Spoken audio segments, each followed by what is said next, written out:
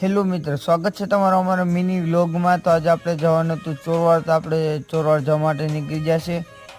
અને આ છે ગીરનો છેડો, અને આ છે ગળુ મેઘલ નદી। ગળુ મેઘલ નદી જોતા જોતા નીકળી જશે આપણે આગળ, અને પહોંચી ગયા છે ચોરવાડ।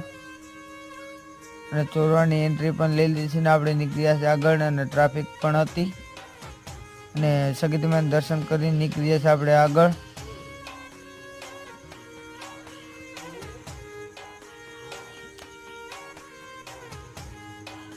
અને ભવાનીના મંદિરનું પણ કામ ચાલુ હતું, અને તેમની બાજુમાં છે શંકર બાપાનું મંદિર।